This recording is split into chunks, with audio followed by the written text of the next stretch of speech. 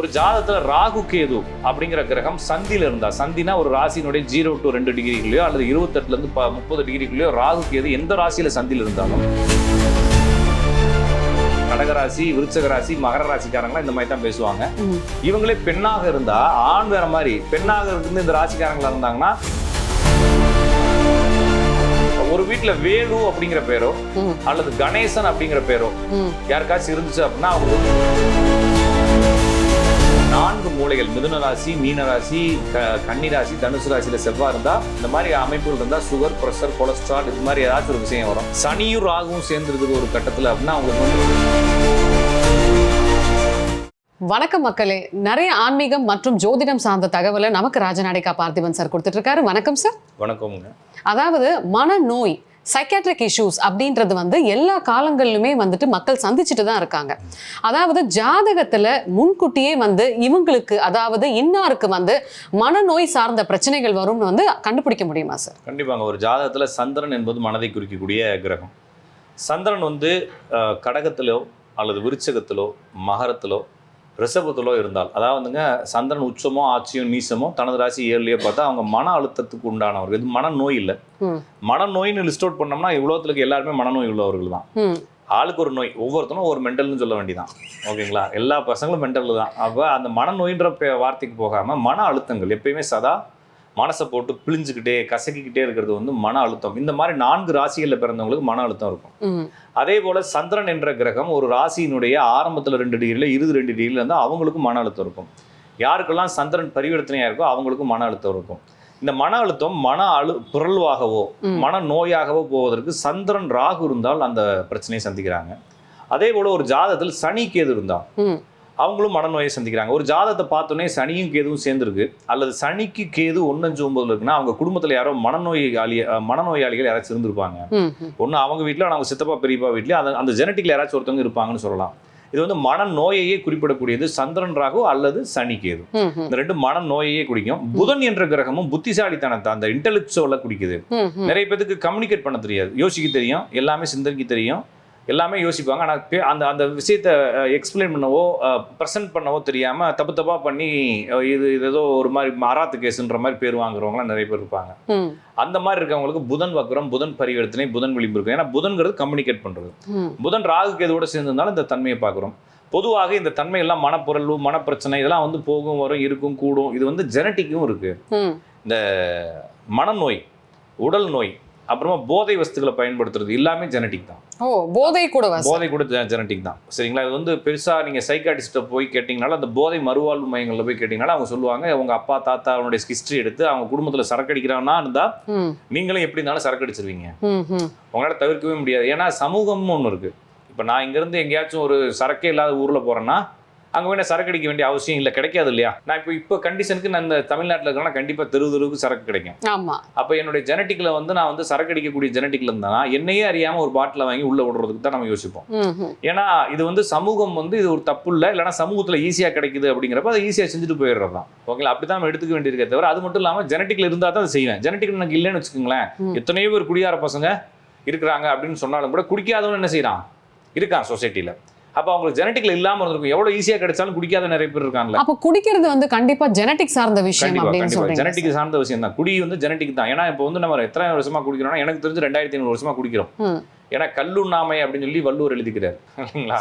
அப்போ 2000 வருஷத்துக்கு முன்னாலே எல்லா பேரும் சரக்கு அடிச்சுக்கிறாங்கன்னு தான் அர்த்தம். ஓகேங்களா? அப்ப இருந்து அடிச்சுக்கிட்டு இருக்காங்க. ஆதி காலத்துல இருந்து நம்ம காட்டுவாசியா இருக்க போது வந்து எதையாச்சும் ஒன்று கரைச்சு அடிச்சு கிடிச்சு உடச்சு கிழிஞ்சு குடிச்சு நம்ம போதையா தான் சுத்தி இருக்கோன்றப்ப, அப்ப இந்த சந்திரன் புதன் சனிக்கு அது இந்த காம்பினேஷன் இந்த மனப்புரல்வு, மனதினால் ஒரு இதில் போய் அடிக்ஷன் ஆகுறது.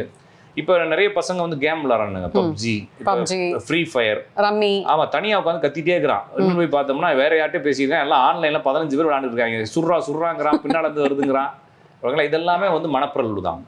ஒரு ஜாதகத்துல ராகு கேது அப்படிங்கிற கிரகம் சந்தில இருந்தா, சந்தினா ஒரு ராசியினுடைய 0 to 2 டிகிரிக்குள்ளயோ அல்லது 28 30 டிகிரிக்குள்ளயோ ராகு கேது எந்த ராசியில சந்தில இருந்தாலும் அவங்க ஏதாவது ஒண்ணுக்கு அடிமையாகிறது, ஒரு விஷயத்தை தான் சொல்றதுதான் சரின்னு நினைச்சு செய்யறது, பிறரை பத்தி கண்டுக்காம இருக்கிறது, அடுத்தவங்களை அட்ராக்ட் பண்றதுக்காக டமால்னு உடைக்கிறது கண்ணாடியை. இப்ப வீட்டுல ஏதாச்சும் பேசிட்டே இருக்கிறோம், அவங்க அம்மா அவனுக்கு பிடிக்காத ஒரு விஷயத்த பேசுது, அவங்க அம்மா ஆஃப் பண்ணணும்னு என்ன செய்வான்னா டமால்னு ஒரு டோர் கண்ணாடி உடைச்சிருவான். அவங்க அம்மா அதுக்கப்புறம் பேசவே பேசாது. இந்த மாதிரி மனம் சார்ந்த ஒரு சைக்கோ மாதிரி வேலை பார்க்குறான்னு சொல்றோம் இல்லைங்களா, இந்த மாதிரி குணங்கள்லாம் வந்து ராகு கேது சந்தியில் இருக்கிறவங்க செய்யறாங்க. அப்ப இந்த ராகு கேது சந்தியில் இருக்கிறவங்க இந்த மாதிரி குணங்களை வெளிப்படுத்துறாங்க. அவங்களுக்கு தான் வந்து பிறர் என்ன நினைக்கிறாங்கன்னு யோசிக்க மாட்டாங்க, தன்னுடைய வேலையை செய்வாங்க. அப்ப வந்து சனி கேது சனி ராகு, இந்த சனிக்கேது சனி ராகு வந்து ஜெனட்டிக்காகவே நேரடியாகவே இப்ப அவங்க குடும்பத்துல அடிக்கடி வருது. சந்திரன்றது வந்து எல்லாரும் இருப்பாங்க, இந்த பையன் மட்டும் இருப்பான், இந்த பையனுக்கு மட்டும் இந்த பொண்ணுக்கு மட்டும் ஒரு மாதிரி மைண்ட் செட் இருக்கும்.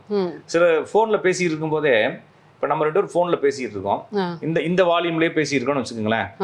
நீங்க ஏதாச்சும் கிராஸ்ல பேசுனீங்கன்னா வால்யூம் ரைஸ் பண்றது இப்படி மெதுவா, அப்ப என்னன்னா நீங்க ஆஃப் ஆயிக்குங்கன்னு அர்த்தம். குரலை ஒசத்தி பேசுறது கூட ஒரு வகையில வந்து இன்னொருத்தவங்க சந்திரன் அதிகாரமா இருக்கவங்க தான் இந்த மாதிரி பேசுவாங்க. குரலை ஒசத்தி பேசுறது, சண்டை பேசுறது வேற. சும்மா சாதாரணமா நான் வந்து நேத்து போனேன், பஸ்ல ஏறினேன், அவங்கள பார்த்தேன் இவங்கள பார்த்தேன்னு பேசிட்டே இருப்பாங்க. நம்ம அந்த பக்கம் வந்து பேசணுன்னே அப்ப டிக்கெட் வந்தாச்சு, கண்டக்டர் வந்தாருன்னு சத்தமா பேசுவாங்க. ஓகேங்களா, ஏதாவது வந்து அவங்க அடுத்தவங்களுக்கு பேசுறதுக்கு கேப்பே கொடுக்காம பேசுறவங்க எல்லாமே சந்திரன் அதிகாரமானவங்க, சந்திரன் ஆதிக்கமா. அப்ப சந்திரன் வந்து ஆட்சி, உச்சம், நீசம், அதாவது ரிஷபராசி, கடகராசி, விருச்சகராசி, மகர ராசிக்காரங்களா இந்த மாதிரி தான் பேசுவாங்க.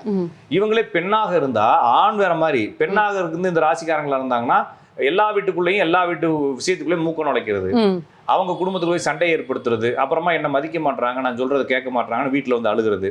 அப்ப என்னன்னா மனசை ஒரு நிலைப்படுத்தாமல் அப்படியே அலைவாயை விட்டு எல்லாத்துக்குள்ளேயும் மூக்க நுழைச்சு எல்லா விஷயத்தையும் தன்னுடைய மண்டையில் அள்ளி போட்டு யார்கிட்டையும் மதிப்பு இல்லாம எல்லாத்தையும் அசிங்கி போட்டுட்டு கடைசியில ஒண்ணுக்கும் இல்லாம ஆக போற ராசிகள் இந்த மாதிரி இந்த ராசிகள் தான். அதே மாதிரி சந்திரன் பரிவர்த்தனையும் சந்திரன் விளிம்பு வந்தவங்களுக்கு இது நடக்குதுன்னு பார்க்கலாம். அப்ப நான் சொன்ன இந்த விதிகளை அப்ளை பண்ணி பார்த்தீங்கன்னா இதுதான் மன அழுத்தம், மனநோய். இந்த ஆட்டிசம் கிட்ஸ்னு சொல்லுவாங்க. ஆட்டிசம்ங்கிறது வேறங்க, இது வந்து மனநோய். மனநோய் இது வேற. இது ஆட்டிசம்ங்கிறது வந்து மொத்தத்துக்கே வளர்ச்சி கம்மியானது. ஓகேங்களா, மனநோய் அப்படிங்கிறது மனசுக்குன்ற வளர்ச்சி, மன வளர்ச்சி குன்றியவர்கள்னு சொல்றதெல்லாம் சும்மா. மன வளர்ச்சிங்கிறது, மனம்ங்கிறது வந்து அது ஒரு ஆர்கன், அது வந்து எல்லாத்தையும் கலெக்ட் பண்ணி சித்தத்திட்ட கொடுக்குது. அதுல வந்து ஏதோ ஒரு அழுத்தத்தினால அது சரியாக வேலை பார்க்காம போறது மன வளர்ச்சி. நீங்க சொல்றது ஆட்டிசம்ங்கிறது வந்து பிறப்பிலேயே மனம் என்பது உருவம் இல்லாதது இல்லைங்களா, அந்த உருவம் இல்லாத ஒரு விஷயத்துக்குள்ள கனெக்டிவிட்டி பண்றதுல மன அழுத்தம். இது வந்து உருவத்திலே பிரச்சனை வச்சிரும். நிறைய பிள்ளைகளை பாத்தீங்கன்னா தலையே பெருசா இருக்கும், கண் ஒரு மாதிரி இருக்கும், வாய் ஒரு மாதிரி இருக்கும், ஜொல்லு ஊத்திட்டே இருக்கும், சில பிள்ளைகள் 11 வயசு ஆகும் பேசாது, கண்ணூர் ரோகமா பார்த்துட்டே இருக்கும், பச்சை நரம்பெல்லாம் நடக்கிறதே ஒரு மாதிரி நடப்பாங்க. உள்ள உடம்புக்குள்ள இருக்கக்கூடிய ஆர்கனுக்குள்ள இருக்கக்கூடிய கம்யூனிகேஷன் என்ன ஆகும், இரராயிருங்கிறப்ப இது நரம்பு மண்டலங்கள் பிரச்சனை. சனி ராகு தான் நரம்பு மண்டலங்கள் பிரச்சனை. ஒரு ஜாதத்துல வந்து சூரியன், புதன், சனி இந்த 3 இணைஞ்சிருந்துச்சுன்னா ஏதோ ஒரு ஜெனட்டிக் பிரச்சனை இருக்குன்னு அர்த்தம். அவங்க ஜாதத்துல சனி ராகு இணைஞ்சிருந்துச்சுன்னா இந்த ஃபிக்ஸ் வருது.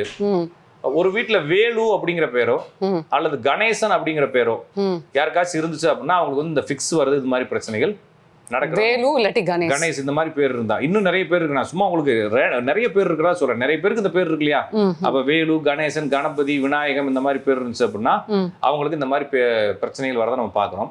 அது வந்து சனி ராகு காம்பினேஷன் தான். சனி ராகு காம்பினேஷன் இருக்கவங்களுக்கு இந்த மாதிரி பிரச்சனை வரும். எதுனா ஆட்டிசம், நரம்பு மண்டலங்கள்ல பிரச்சனை, அது மாதிரி வந்து சனி ராகு. அதே மாதிரி சூரியன், புதன், சனி இந்த வந்து மரபு ரீதியான பிரச்சனைகளை பார்க்குறோம். இது வந்து எந்த ராசியில் இருந்தாலும் எங்க இருந்தாலும் இந்த பிரச்சனை வரதை பார்க்குறோம். சரிங்களா?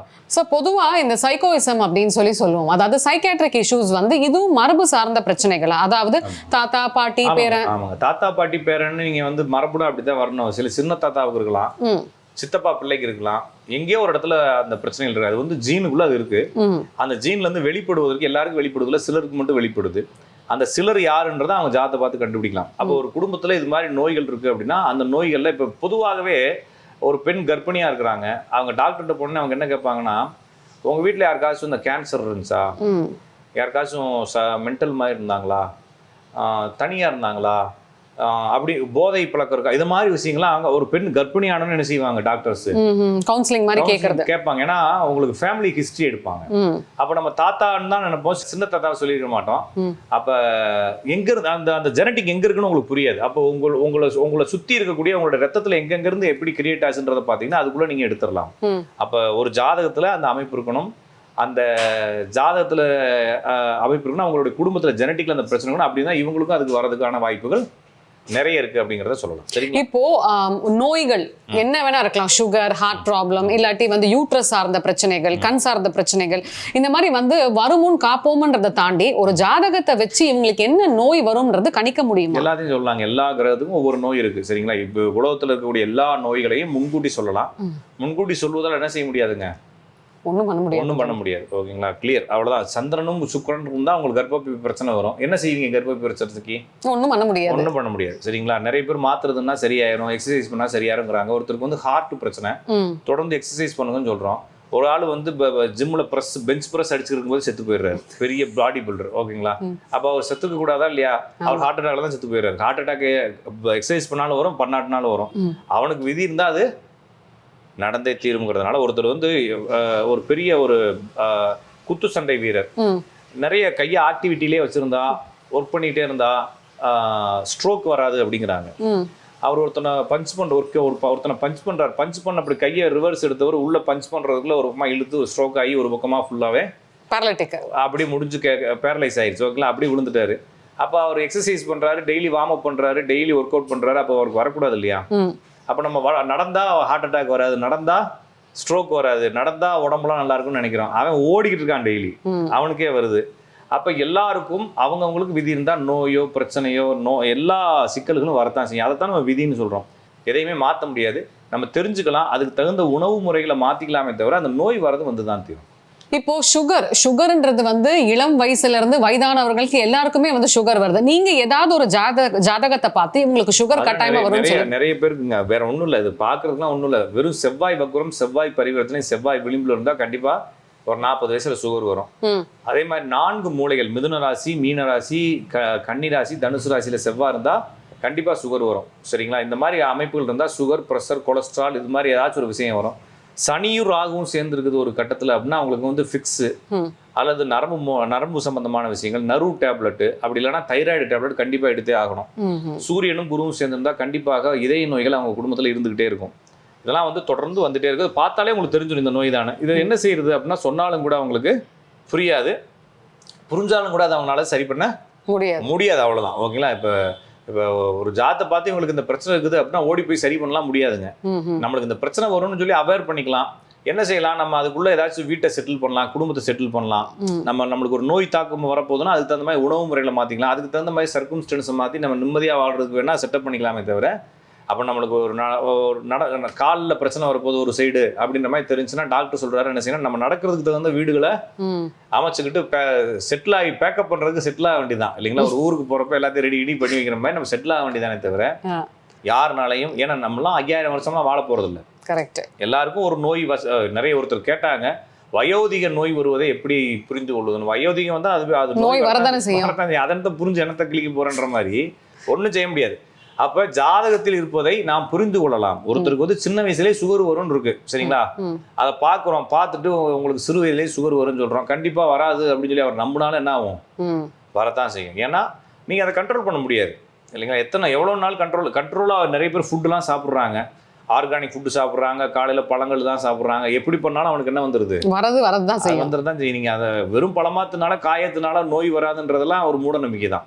ஓகேங்களா, நான் அந்த மூட நம்பிக்கைன்ற வார்த்தையை நான் வேணான்னு சொல்கிறேன். இருந்தாலும் சொல்ல வேண்டியதுன்னா அதுவே ஒரு மூட நம்பிக்கை தான். ஏன்னா அது வந்து அப்படிலாம் நீங்கள் எதத்தினாலும் உடம்பு ரெடி பண்ணிக்கும். இருந்தாலும் நீங்கள் உங்களுடைய அந்த உணவு உங்களுடைய சிந்தனைகளை மாற்றும், உங்களுடைய உடல் நலத்தை மாற்றும்ன்ற அடிப்படையில் வேணால் அதை சரி பண்ணலாமே தவிர முழுக்க உங்களுடைய விதிகளை எதை வச்சும் எந்த மருந்துகளை வச்சும் மாற்றவே முடியாது அப்படிங்கிறத தெரிஞ்சுக்கலாம். இல்லை எல்லா நோயும் சரியாகும் சார் அப்படின்னா ஒரு மெடிக்கல் அட்வைசர்கிட்ட போயிட்டு என்னென்ன நோய் சரியாகும்னு சொல்லிட்டு நம்மளுடைய மெடிக்கல் கவுன்சில் சொல்லுதுன்னு லிஸ்ட் எடுத்துட்டு வாங்க. மொத்தம் 3 நோய் தான் சரியாகும்னு சொல்லுது மெடிக்கல் கவுன்சில். உலகத்திலேயே சரியாகக்கூடிய நோய்கள் 3 தான், சளி, காய்ச்சல். அது மட்டும் தான் சரியாகும். அதுவும் எப்படி சரினா அதாவே தான் சரியாகுங்கிறாங்க.